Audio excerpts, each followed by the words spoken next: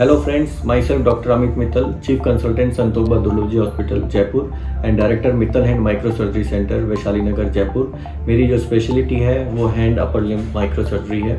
मैं orthopaedic surgeon हूँ। जो मैं आज टॉपिक आपके सामने डिस्कस करना चाहता हूँ वो है बोन फ्रैक्चर, जो काफ़ी कॉमन लोगों के सामने और उनकी फैमिली में कभी ना कभी उन्होंने देखा होता है। तो इसमें दो टाइप के फ्रैक्चर होते हैं, एक होता है सिंपल फ्रैक्चर और एक होता है कॉम्प्लेक्स फ्रैक्चर।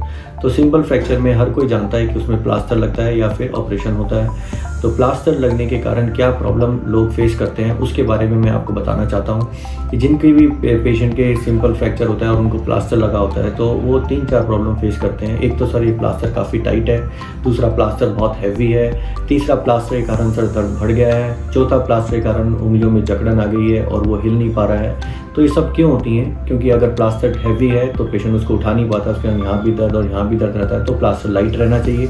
इसमें बहुत सिंपल तरीके आज के टाइम में लाइट प्लास्टर आते हैं। प्लास्टर लगने के कारण अगर वो टाइट है और उनका सूजन बढ़ रहा है तो उसको इमीडिएटली डॉक्टर के पास जाके फ्री करवाना चाहिए, क्योंकि अगर ये 6-7 घंटे तक टाइट प्लास्टर लगा रहा तो उनकी उंगलियां सुन्न पड़ने लग जाएंगी, दर्द बढ़ के हाथ सूखने लग जाएगा और फिर वो कभी ठीक नहीं हो सकता। और क्योंकि कुछ लोगों का प्लास्टर जो होता है काफ़ी, जैसे अगर यहाँ का फ्रैक्चर है तो यहाँ से यहाँ तक लगा दिया होता है और हैवी भी होता है, तो वो जब प्लास्टर खुलता है उन लोगों की उंगलियां जकड़न हो जाती हैं और वो हिला नहीं पाती। तो हम ये चाहते हैं उन लोगों के लिए कि प्लास्टर अगर यहाँ का फ्रैक्चर है तो सिर्फ यहाँ तक लगाया जाए जिससे उंगलियाँ फ्री रहें और उनको उंगलियों को मोड़ने की एक्सरसाइज करनी है। बहुत लोग आते हैं हमारे पास जब प्लास्टर के साथ खोलने के बाद कहीं पर प्लास्टर लगवाते हैं और फिर कहते हैं सर प्लास्टर हमने खुलवा लिया लेकिन हमारी जो उंगलियां हैं वो जाम हो गई हैं, हिलती नहीं है, या हमने ऑपरेशन कराया है यहाँ की रिस्ट की गलाई का और ये अब सर उंगलियां हमारी मुड़ नहीं रही हैं, हम काफ़ी प्रैक्टिस कर रहे हैं, एक्सरसाइज कर रहे हैं। तो ये सारी प्रॉब्लम इसलिए है कि जब आपने प्लास्टर लगवाया था उसके बाद आपको एक्सरसाइज पता नहीं थी कैसे करनी है। तो आपको कभी भी प्लास्टर को यहाँ तक रखना है अगर उंगली का फ्रैक्चर नहीं है, और 4 हफ्ते से ज़्यादा प्लास्टर की ज़रूरत नहीं होती। अगर ऑपरेशन के बाद हड्डी अच्छे से फिक्स है वो डॉक्टर आपको बता देते हैं, और उस टाइम आपको फुल एक्सरसाइज करनी है, ऐसे ना कि ऐसे एक्सरसाइज करनी है, ये जिससे आपको जकड़न ना हो उस चीज़ के लिए। ये सिंपल फ्रैक्चर्स के लिए है। अगर कॉम्प्लेक्स फ्रैक्चर होता है जिसमें आपकी हड्डी स्किन से बाहर आ गई है तो उस टाइम आपको कोशिश करनी है कि इमीडिएटली स्पेशलिस्ट डॉक्टर के पास जाएं, जो उसका सबसे पहले डिब्राइडमेंट जो माइक्रो सर्जन होते हैं वो अच्छा क्लीन करते हैं, जिससे अंदर जो इन्फेक्शन होने के चांसेस काफ़ी कम रहते हैं। और अगर वो हड्डी आपने अंदर डाल दी वहीं पर ही तो वो इन्फेक्शन को क्लीन करना और मुश्किल हो जाता है। तो उसको बाहर रखें और तुरंत आप जो भी एक्सपर्ट डॉक्टर हैं उनसे मिलें इसके लिए, और वो आपका अच्छा ट्रीटमेंट कर इसको जल्द से जल्द फिक्स कर देंगे। फिर कुछ आते हैं कि जिनको लगता है कि सर सिर्फ स्किन और हड्डी टूटी है, क्योंकि नसें एक्सरे में नहीं दिखती और उनका सर्कुलेशन ख़त्म हो गया होता है या कम हो गया होता है। तो ऐसे पेशेंट्स के लिए मेरी बहुत ही रिक्वेस्ट है कि इस चीज़ को आप लाइटली ना लें, क्योंकि ये 6 to 8 आवर्स के अंदर जो गोल्डन पीरियड है उसके अंदर ही ऑपरेशन होना चाहिए। उसके बाद ऑपरेशन करने के बाद भी कोई फ़ायदा नहीं होता। तो अगर आपके डॉक्टर आपको बता रहे हैं कि इनकी नसें टूट गई हैं तो आपको तुरंत स्पेशलिस्ट डॉक्टर से फ़ोन पे बात करके और उनको इन्फॉर्म करना चाहिए और अपॉइंटमेंट लेकर तुरंत ऑपरेशन करवाना चाहिए, ना कि सिर्फ ये सोचते रहना है कि नहीं अभी हम कल दिखा लेंगे। तो ऐसा नहीं करना है। तो मेरे हिसाब से मैंने आपको जो इन्फॉर्मेशन देना चाहता हूँ वो अगर पॉइंट्स वाइज बताऊँ तो ये है, अगर आपका प्लास्टर टाइट है तो उसको फ्री करवाएं। अगर आपका प्लास्टर के कारण उंगलियों तक है तो उसको नीचे तक करवाएं। अगर प्लास्टर के कारण आपको बहुत हैवी लग रहा है तो उसको लाइट प्लास्टर लगवाएं।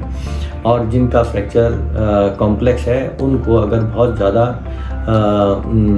इमरजेंसी की ट्रीटमेंट की ज़रूरत है तो आप डॉक्टर से इन्फॉर्म करके उनसे तुरंत मिलकर एडमिशन करा के उनका ऑपरेशन करवाएं।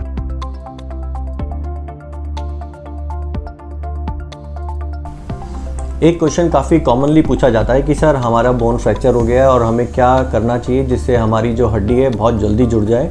तो इसके लिए एक ये मिथ है कि कोई भी ऐसी चीज़ करोगे कि उसके कारण जो रीज़नेबल टाइम है बोन की हड्डी को जुड़ने का उससे पहले जुड़ जाए। तो जो बॉडी का मैकेनिज़्म है किसी भी हड्डी को जुड़ने के लिए वो 3 वीक्स में, जो 3 हफ्ते होते हैं उसमें उसकी हड्डी जुड़ने चिपकने लग जाती है और अगले 3 वीक्स में वो थोड़ी स्ट्रॉन्ग हो जाती है। तो अगर आप जिनकी बॉडी में कैल्शियम की कमी है या विटामिन D3 की कमी है या जो कि जिनकी डाइट अच्छी नहीं है, ज़्यादा जो बैलेंस डाइट नहीं खाते, ज़्यादा जंक फूड खाते हैं, तो उनके लिए सिर्फ यही एडवाइस है मेरे लिए कि वो जो नॉर्मल बैलेंस डाइट जो घर पर खाना होता है वो खाएं, और चाहे वो ग्रीन लीफी वेजिटेबल हो या सनलाइट हो तो उसमें बैठें। ये तो नॉर्मल चीज़ है जो कि लोगों को मैं एडवाइस करता हूँ। फिर आता है कि ऐसा कोई सप्लीमेंट है जिससे बोन की जो रिक्वायरमेंट है वो पूरी हो जाए। हाँ, जैसे वो क्या होती है, कैल्शियम और विटामिन D3, और आजकल कुछ मेडिसिन भी आई हैं जिसमें बोन हीलिंग प्रोसेस स्टार्ट होता है, वो हेल्प करता है बॉडी को।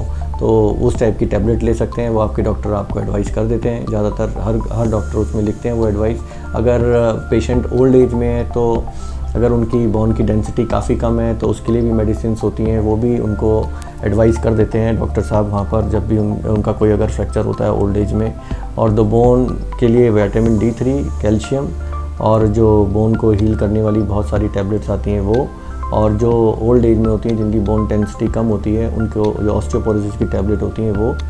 और डाइट में मैं यही कहूँगा कि वो नॉर्मल डाइट लें और जंक फूड को अवॉइड करें। और जो नॉर्मल व्यायाम होता है जो प्लास्टर के साथ, जैसे कई लोगों का यहाँ का फ्रैक्चर है तो वो प्लास्टर में अपने हाथ को बिल्कुल ही नहीं हिलाते हैं, तो वो जितना अच्छा मूवमेंट करेंगे तो उनका सर्कुलेशन जो बोन का है, जो उसके ऊपर मसल्स अटैच होती हैं वो उसको हेल्प करती हैं, जिसके कारण उनका जो सर्कुलेशन है इम्प्रूव होता है, जो स्वेलिंग है वो कम होती है, जो वो मेडिसिन खाते हैं, जो डाइट खाते हैं वो प्रॉपरली बोन तक पहुँचती है। तो उसके कारण जो पेशेंट का जो बोन हीलिंग का प्रोसेस अच्छा होता है, और जो उनका फंक्शन होता है, जो जकड़न और जो सुनपन या ग्रिप पावर जो वीक हो जाती है, जिसको वो सोचते हैं कि बोन की हड्डी कम जुड़ने के कारण या अच्छे से नहीं जुड़ने के कारण है, वो ऐसा नहीं है। वो इसलिए है कि जो बोन के ऊपर जितनी मसल्स होती हैं वो जाम हो गई हैं, तो वो जाम ना रखें। प्लास्टर को अगर गंदा हो गया तो चेंज करवाएं, और प्लास्टर की केयर करें, ड्राई रखें उसको, और उसके साथ मूवमेंट करें, नॉर्मल डाइट खाएं, और जो मेडिसिन डॉक्टर जो देते हैं बोन हीलिंग के लिए वो लें। तो जब भी आप ऐसा करेंगे तो आपकी बोन जो रीजनेबल टाइम है उसमें हील हो जाएगी, और जो बोन की जुड़ने के चांसेस जो लेट हो जाते हैं वो ऐसे नहीं होंगे। तो ये आपके लिए प्रॉपर एडवाइस। एक लाइन में अगर बोलें तो बोन को जल्दी से जल्द ठीक करने का एक ही कारण है कि जो प्लास्टर है उसका आप ध्यान रखें, जो मूवमेंट बताया गया नहीं करना है वो ना करें, और जो मूवमेंट प्लास्टर के फ्री है उनको फुल अच्छे से करें, और डाइट को जो नॉर्मल डाइट खाएं, जो ग्रीन लीफी वेजिटेबल, जो नॉन वेज है वो प्रोटीन लें, जो कि वो उनको पता है वो जो खाते हैं वो खा सकते हैं, उसमें कोई मनाही नहीं है। स्मोकिंग को अवॉइड करें, वो ड्रिंकिंग अल्कोहल जो है वो अवॉइड करें, जो टबैको जो वो खाते हैं च्युइंगम और वो सब अवॉइड करें, और मोटिवेटेड रहें, हेल्दी मतलब अच्छा सोचें, जल्दी जुड़ जाएगी हड्डी।